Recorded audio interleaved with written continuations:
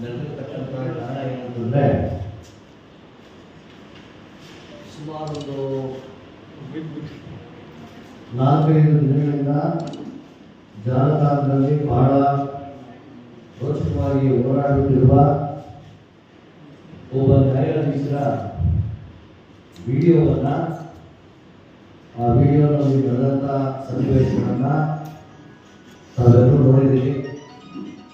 ಆ ವಿಡಿಯೋನಲ್ಲಿ ಒಬ್ಬ ಯುವಕರ ಮೇಲೆ ನ್ಯಾಯಾಧೀಶರು ತಮ್ಮ ಅಧಿಕಾರದ ಧರ್ಮವನ್ನು ತೋರಿಸ್ತಾ shut up, keep quiet, don't talk, ನೀನು ಹೇಗೆ ಓಡಾಡ್ತಾ ಇದೆಯಾ, ನೀನು ಹೇಗೆ ಗೆಲ್ಮೆಂಟಿಂದ ಓಡಾಡಿದೆ ಅಂತ ನಡೆದಿರುವಂಥ ಪ್ರಸಂಗವನ್ನು ನಾವೆಲ್ಲ ನೋಡಿದ್ದೀವಿ.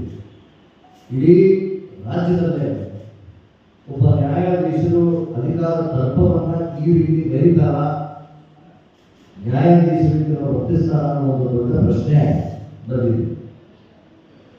ಆದ್ರಿಂದ ನಾವು ಬೆಂಗಳೂರು ವಕೀಲರ ಸಂಘದಿಂದ ಈ ನ್ಯಾಯಾಧೀಶರನ್ನ ಕೂಡಲೇ ಅಮಾನತುಗೊಳಿಸಬೇಕು, ಅವ್ರನ್ನ ಯಾವುದೇ ಕಾರಣಕ್ಕೂ ಇಲ್ಲಿ ಬಿಡಬಾರ್ದು, ನ್ಯಾಯಾಧೀಶರ ಕೆಲಸ ಮಾಡಲು ಬಿಡಬಾರ್ದು, ಅನರ್ಹರು ಅಂತ ಹೇಳಿದರು.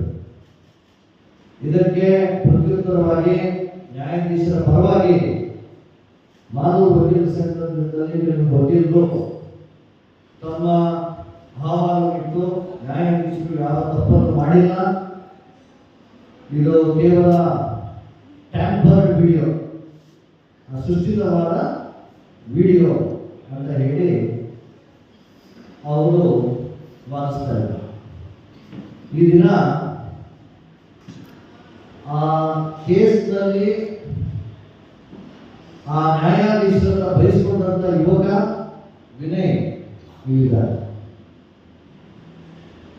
ಆ ನ್ಯಾಯಾಧೀಶರ ಹತ್ರ ಮಾತಿನ ಚಕ್ರವರ್ತಿ ನಡೆಸಿದಂತ ಅವರ ತಾಯಿ ಇದ್ದಾರೆ, ಕವಿತಾ. ಹಾಗೂ ಅಲ್ಲಿ ನಡೆದಂತ ಪ್ರಸಂಗವನ್ನ ಇವರು ಕಟ್ತಾ ಇರುವಂತ ಮನೆ ಮೇಲೆ ಒಬ್ಬ ಪ್ಲಂಬರ್, ಕಾರ್ಪೆಂಟ್ರಿ ಕೆಲಸ, ಪ್ಲಂಬರ್ ಕೆಲಸ ಮಾಡುವಂತವರು, ನೀರು ಕೊಡೋ ಕೆಲಸ ಮಾಡುವಂತವರು ವಿಡಿಯೋದಲ್ಲಿ ಇದ್ದಾರೆ. ಅವ್ರಿಗೂ ಗೊತ್ತಿಲ್ಲ ಅದು ಎಲ್ಲಿಂದ ತೆಗೆದಿದ್ದಾರೆ, ಅದು ಮನೆ ಕೆಲಸ ಮಾಡ್ತಾ ಇರುವಂತ, ಈ ಮನೆ ಕಟ್ಸ್ತಾ ಇರುವಂತ ಲೇಔಟ್ ನಲ್ಲಿ ವಿಡಿಯೋ ಹೇಗೆ ನಡೀತದೆ ಅಂತಂದ್ರೆ, ಅವತ್ತಿನ ದಿನ ಈ ಹುಡುಗ ಹೋಗ್ತಾ ಇರ್ತಾನೆ, ಒಂದು ಗಾಡಿ ಸ್ಪೀಡ್ ಆಗಿ ಆಗ ಏನು ಈ ಸ್ಪೀಡು ಅಂತ ಇಷ್ಟೇ ಕೇಳೋದು, ಏನು ಈ ಸ್ಪೀಡು, ಮಾತಾಡಲ್ಲ ಈ ಸ್ಪೀಡ್ ಅಂತ ನಮಗೆ ಕೈ ಸನ್ನೆ ತೋರಿಸ್ತಾರೆ. ಹೋಗಿ ಒಂದು ಮನೆ ಹತ್ರ ಹೋಗ್ತಾರೆ, ಕಟ್ಸ್ತಾ ಇರೋ ಮನೆ, ತಾಯಿ ಕಟ್ಸ್ತಾ ಇರ್ತಾರೆ, ತಾತ ಅದಕ್ಕೆ ಹಣವನ್ನು ಕೊಟ್ಟು ತಾಯಿ ಕಟ್ಸ್ತಾ ಇರ್ತಾರೆ. ಮನೆಗೆ ಹೋದಾಗ ಫಸ್ಟ್ ಫ್ಲೋರ್ ಹೋಗಿರ್ತಾನೆ, ಅಷ್ಟೊತ್ತಿಗೆ ಕಾರ್ ವಾಪಸ್ ಬರೋದು, ಬಿಳಿ ಕಾರ್ ನೋಡಿದ್ದೀರ, ನ್ಯಾಯಾಧೀಶರು ಅವರ ಗಂಡ ಇಬ್ಬರು ಇದ್ರು. ಕಾರ್ ವಾಪಸ್ ಬಂದಿದ ತಕ್ಷಣ ಇವ್ರು ಕರೆಸ್ತಾರೆ, ಕರೆಸ್ಬಿಟ್ಟು ಉಳಿದಿದ್ದ ಪ್ರಸಂಗವನ್ನು ನೀವು ಪೂರ್ತಿ ನೋಡಿದ್ದೀವಿ, ಏನೇನು ನಡೆದಿದೆ. ಇವ್ರನ್ನ ಬೈತಾರೆ, ಇಲ್ಲದಿರೋ ಮಾತಿಗೆ ಹೇಳ್ತಾರೆ, ನೀವು ಯಾಕೆ ಹೆಲ್ಮೆಟ್ ಹಾಕಿರಲಿಲ್ಲ ಅನ್ನೋ ಪ್ರಶ್ನೆ ಕೇಳ್ತಾರೆ. ಆಗ ಇವ್ರು ಕೇಳ್ತಾರೆ, ನೀವು ಬೆಲ್ಟ್ ಹಾಕಿರಲಿಲ್ವಲ್ಲ ಅಂತ. ಇವತ್ತು ನ್ಯಾಯಾಧೀಶರನ್ನ, ರಾಜಕೀಯದವ್ರನ್ನ ಪ್ರಶ್ನೆ ಮಾಡ್ಬೋದು ನಾವು ಇವತ್ತಿನ ಸಮಾಜದಲ್ಲಿ. ಹೋಗಿ ಬಿಡಪ್ಪ, ನಾನು ಬೆಲ್ಟ್ ಹಾಕೋತೀನಿ ಅಂತಾರೆ. ಆದರೆ ನ್ಯಾಯಾಧೀಶರನ್ನ ಅವ್ರ ಕುಟುಂಬದವ್ರನ್ನ ನಾವು ಪ್ರಶ್ನೆ ಮಾಡ್ತಾರೆ.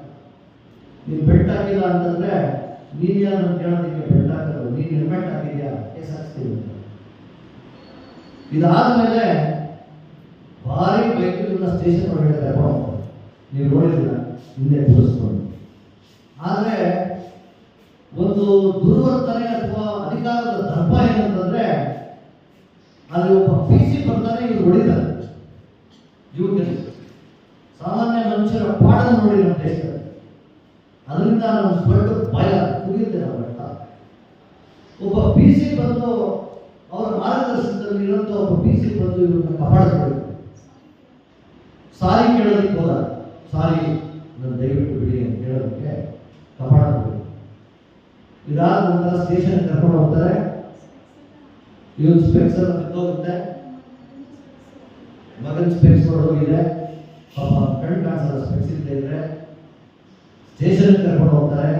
ಸ್ಟೇಷನ್ನಲ್ಲಿ ಸುಮಾರು ಸಾಯಂಕಾಲ 3 ಗಂಟೆ ಆಗಿದ್ದ ಪ್ರಸಂಗ 7:30 8 ಗಂಟೆವರೆಗೂ ಇಟ್ಕೊಂಡು ಕೊನೆಗೆ SI ಒಂದು ಕಾರ್ನಲ್ಲಿ ಜಡ್ಜ್ ಹತ್ರ ಹೋಗ್ತಾಳೆ, ಏನ್ ಮಾಡ್ಬೇಕು ಇವ್ರನ್ನ ಅಂತ. ಇವ್ರ ತಾತ ಕೋರ್ಟ್ನಲ್ಲಿ ಕಾಯ್ತಾ ಇರ್ತಾರೆ ಜಡ್ಜಿಗೆ ಕ್ಷಮೆ ಕೇಳೋದು. 7:30ಗೆ ಇವ್ರು ಹೊರಗಡೆ ಬಿಟ್ಕೊಳ್ಳೋಣ. SI ಒಬ್ಬ ಹೋಗ್ತಾಳೆ. 7 ಗಂಟೆ 6:30 7 ಗಂಟೆ ಹೊರಗಡೆ ಹೋಗ್ತಾಳೆ. ಅವ್ರಿಗೆ 25,000 ಫೈನ್ ಹಾಕಿ ಅಂತ ಜಡ್ಜ್. ಇದು ನಡೆದಂತ ಪ್ರಸಂಗ. ಇವರು SI ಆಚೆ ಬರ್ತಾರೆ. ಸೊ ಎಂಟೈರ್ SP ಆಫೀಸು ನ್ಯಾಯಾಧೀಶರ ಆಫೀಸ್ ಆಗಿದೆ. ಒಬ್ಬ ದೊಡ್ಡ ರೌಡಿ ಹಿಡ್ಕೊಂಡು ಬಂದ್ಬಿಟ್ಟಿದ್ದಾರೆ. ಏನ್ ಮಾಡ್ಬೇಕು ನಾವು, ಮುಂದಿನ ಡೈರೆಕ್ಷನ್ಸ್ ಏನು ಅಂತ ಜೂನಿಯರ್ ಡಿವಿಷನ್ ನ್ಯಾಯಾಧೀಶರು ನೋಡೋಂಗಾಯ್ತು. ಎಂತ ದುಸ್ಥಿತಿಗೆ ಹೋಗಿದೆ ನಮ್ಮ ಒಂದು ಪರಿಸ್ಥಿತಿ. ಆಯಮನ್ ಡೈರೆಕ್ಷನ್ಸ್ ಮೇಲೆ ವಾಪಸ್ ಸ್ಟೇಷನ್ ಕರ್ಕೊಂಡು ಹೋಗ್ತಾರೆ. 25,000 ಹೇಳಿದ ಕಡೆ 5,000 ಹಣವನ್ನು ಸಂದಾಯ ಮಾಡ್ತಾರೆ. 5,000ಕ್ಕೆ ರಸೀದಿ ಸಿಗಲ್ಲ.